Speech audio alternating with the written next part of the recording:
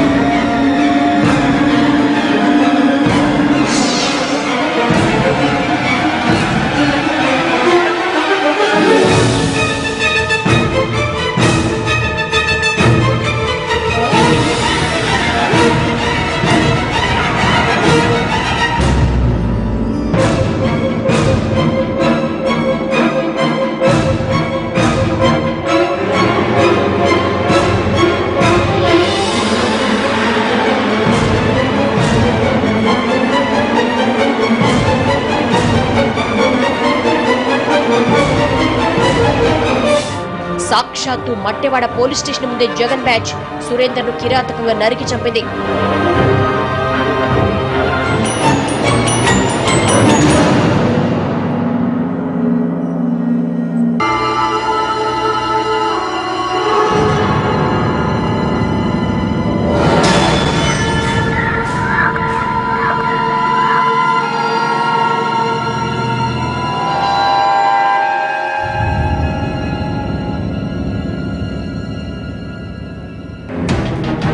నడి బజార్లో police station ముందే అత్యంత దారుణానికి తెగబడడంతో జగన్ పేరు వింటే చాలు జనం వెన్నులో వణుకొచ్చేది.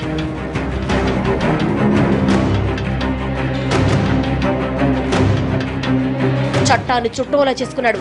తనకు ఎదురే లేదన్నట్లుగా తయారయ్యాడు. జడిసిన జనం అతనికి మోకరిల్లడం మొదలుపెట్టారు. అప్పటి నుంచి జగన్ కు సెటిల్మెంట్లు చేయడం తేలికైపోయింది.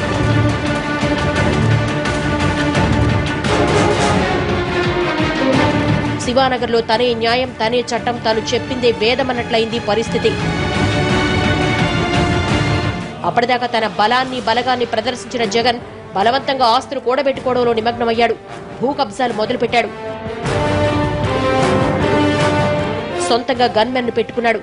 ఇంటి చుట్టూ అనుచరులు కాపలా ఉండగా సిటీలో సీక్రెట్ ఏజెంట్లను ఏర్పాటు చేసుకున్నాడు. తన నేర సామ్రాజ్యాన్ని శివానగర్ నుంచి మరింత విస్తరించాలనుకున్నాడు. రాజకీయంగా ఎదగాలనుకున్నాడు. Karimabad, Ursu, Hunter Road, under bridge, కిల్లా వరంగల్లో పట్టు బిగించడం మొదలుపెట్టాడు.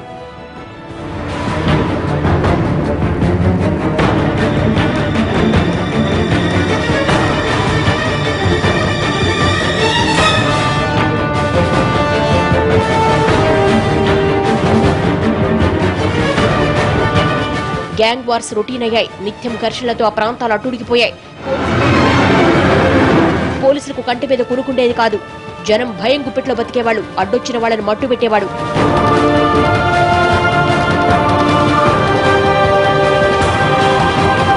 అందుకు సాక్ష్యాలుండేవి కావు. చట్టం నుంచి ఈజీగా తప్పించుకునేవాడు. ఈ దారుణాలను చూసి తలపట్టుకున్న జిల్లా ఎస్పీ విషయాన్ని సీరియస్ గా తీసుకున్నాడు. అన్ని గ్యాంగుల్ని పిలిచి కౌన్సిలింగ్ చేశాడు.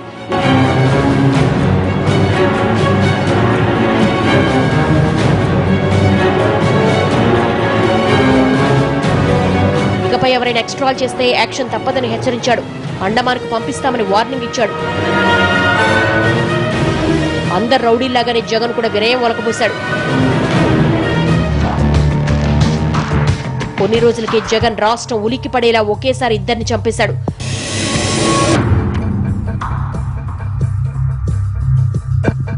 ఉన్నతాధికారులు ఊరుకుంటారా? తాట తీశారు. జగన్ ను అతని గ్యాంగును కటకటాల వెనక్కు నెట్టారు. అలా జగన్ జీవితం జైలుకు పరిమితమైంది.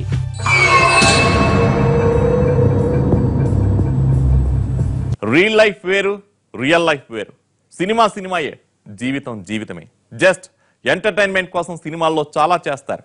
ఆ ఫైటింగ్లు, యాక్షన్ సీన్లు హీరోలే చేసినట్లు కనిపించినా చాలా వరకు వాటిని చేసేది డూప్లే. అందుకే సినిమాను సినిమాలాగే చూడాలి.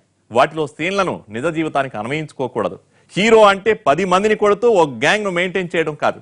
నలుగురిలో నలుగురితో నలుగురి కోసం నడిచేవాడే నిజమైన హీరో. ఈ వాస్తవాన్ని గ్రహించిన వాళ్ళు జీవితంలో పైకొస్తారు. తెలుసుకోలేని వాళ్ళు జగన్లా పతనమవుతారు. ఇది ఇవాల్టి క్రైమ్ ఫ్యాక్టర్. రేపటి ఎపిసోడ్లో మరో వాస్తవ గాథను చూద్దాం.